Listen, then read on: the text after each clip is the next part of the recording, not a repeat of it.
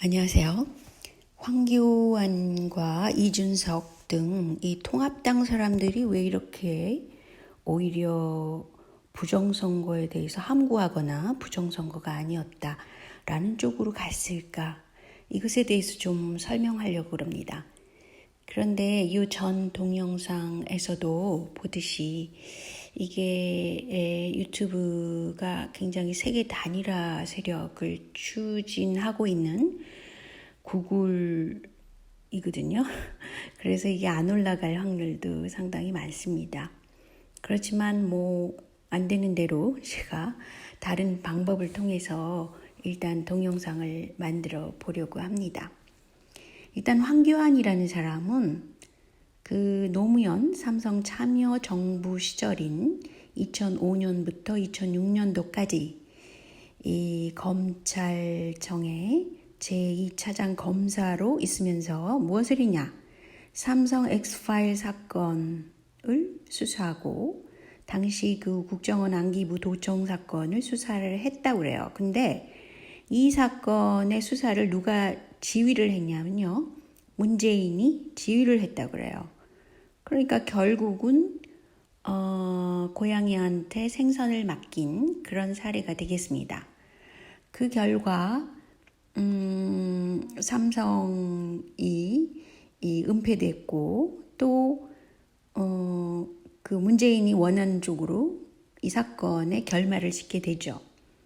이 때문에 황교안은 검사장까지 오르게 됩니다. 그리고 나서 현재 그 총선에서 일어난 각종 그 부정 그 개표 의혹 또 부정선거의 의혹들을 덮는데 큰 공을 세우게 돼요. 그러니까 결과적으로 이 통합당을 지휘하는 대표가 그 더민주당을 지휘하는 대표와 이렇게 사이가 좋다는 것이죠. 그런데 또 한 가지의 의문은 이 현재 유승민, 이준석, 하태경, 홍준표가 이상하게도 이 부정선거가 아니었어. 그러니까 이건 말도 안 돼. 그런 말 하지 마. 이런 쪽으로 계속 언론 플레이를 하고 있잖아요.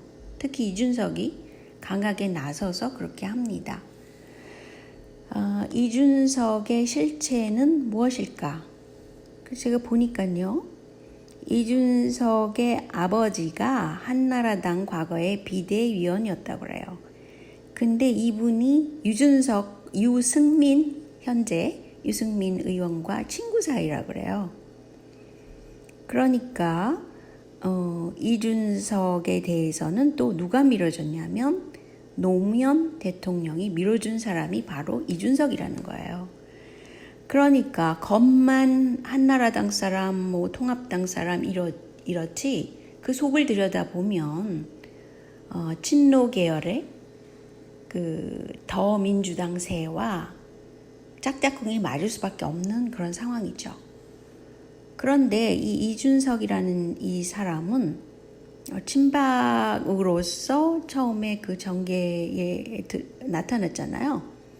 근데 실질적으로는 하버드 대학에 이 사람이 입학을 했을 당시가 2003년도에서 2007년도 사이라고 합니다.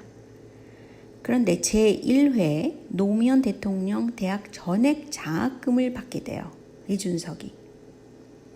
왜 그랬을까?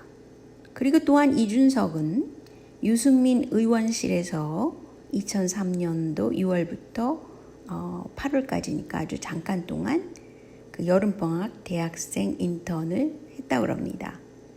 보통 그 미국 시스템은 뭐냐면요. 대학교에서 법학을 전공했다거나 경제학을 전공했다거나 앞으로 정계 진출할 젊은이들이 그 정치인 특히 의원실에서 잠깐 인턴 생활을 하는 게 보통 그 지나가는 그런 그런 경로가 되겠습니다. 마찬가지로 그렇게 했다는 거예요. 근데 유승민 씨는 미국에서 공부를 한 사람으로 유명하고 그리고 이준석과는 친구 아들로서 지냈고, 중요한 것은 하버드 대학교에 노무현 장학금을 받은 제1회 장학금생이었다는 거죠. 그런데 많은 분들이 이 점을 잘 인식을 못하시는 것 같은데요.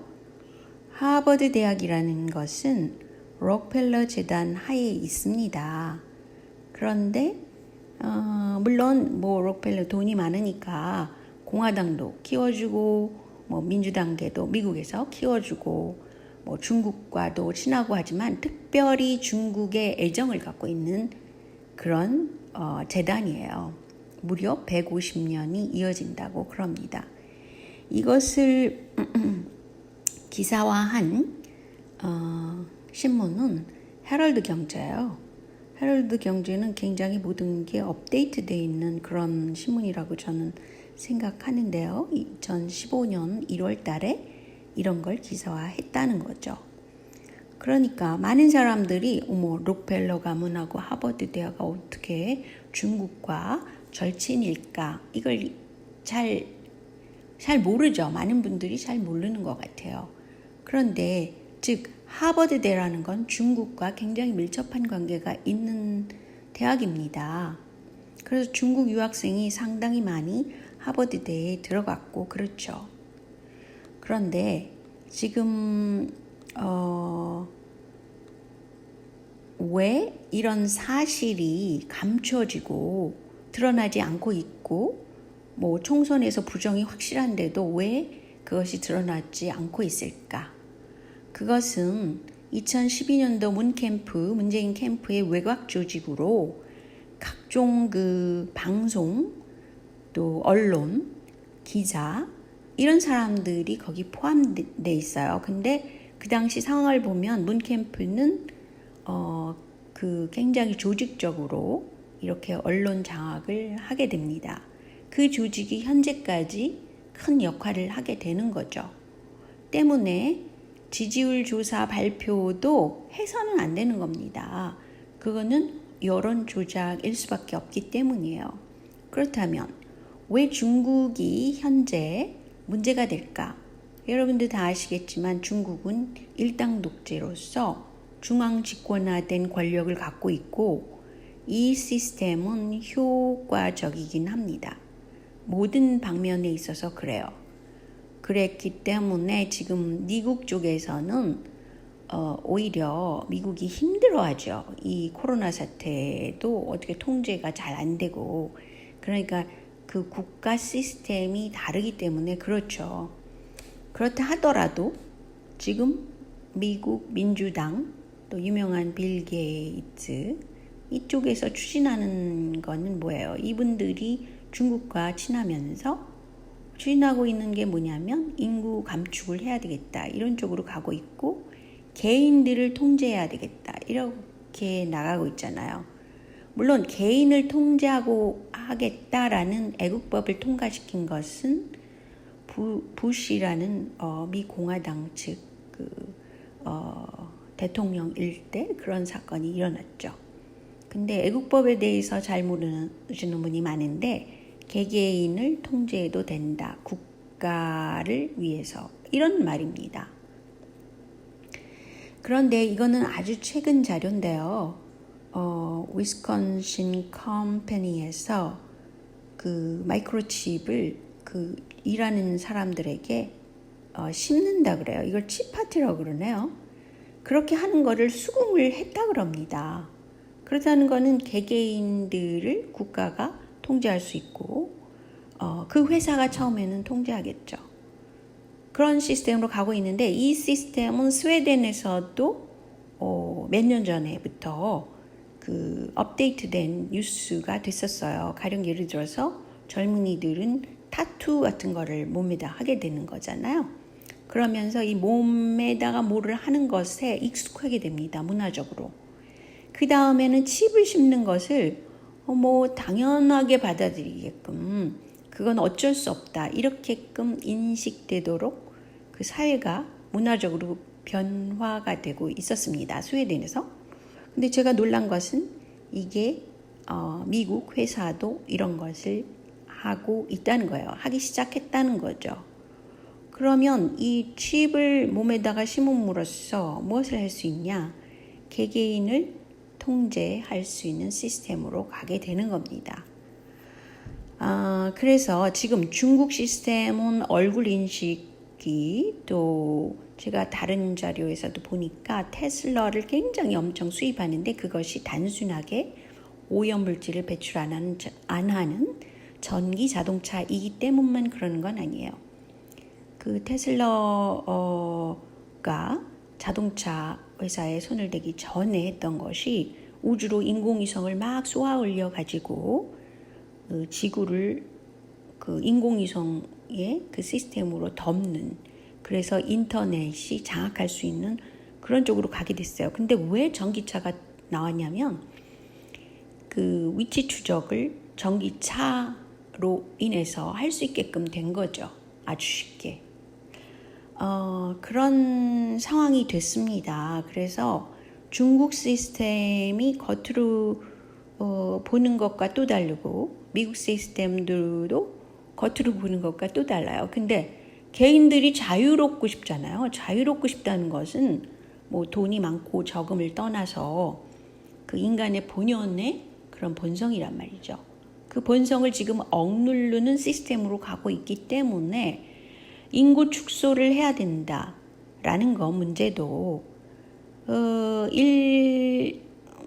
일말의 그 합당한 이유가 있습니다. 그렇지만 만약에 굶어 죽으면 나눠서 그 현재 있는 자원을 나눠서 공급하면 굶어 죽는 사람도 적게 됩니다. 그리고 그 환경 문제도 제가 보니까 지금 이 코로나 사태로 엄청나게 그 플라스틱 제품들이 쓰레기화 되고 있어요. 뭐 마스크라든가 뭐 방어복, 방제복 이런 것들을 보세요. 그게 다 쓰레기로 갈 텐데. 그리고 지금 딜리버리 그 배달 문화가 발달하면 아무래도 그 용기 같은 것을 다 쓰레기로 버리게 됩니다. 그 엄청난 양의 쓰레기를 그대로 방치하면서 환경 오염을 걱정한다는 것은 넌센스라는 거죠. 그래서 결국은 개인을 통제하고 싶은 시스템으로 가고 있다는 것이 결론입니다. 때문에 이 현재 사회가 죄송합니다. 가고 있는 시스템에 대해서 질문을 해야 될, 의문을 가져야 될 때라는 것이죠. 그렇지 않으면 개인들은 이 생각의 자유를 잃어버릴 수 있고, 그리고 건강이 그 마루타식으로 변할 수가 있는 거죠. 자, 오늘은 여기까지만요. 그래서 황교안과 이준석의 실체를 보시고 이 통합당 쪽 사람들을 일단 신뢰하시면 안 됩니다. 단지 거기에서 몇몇 사람들이 막 지금 의문을 제기하고 있는 사람들이야말로 건전한 사람들입니다. 그게 한국의 미래의 희망이 될 수 있죠. 자, 이제 진짜 안녕히 계세요.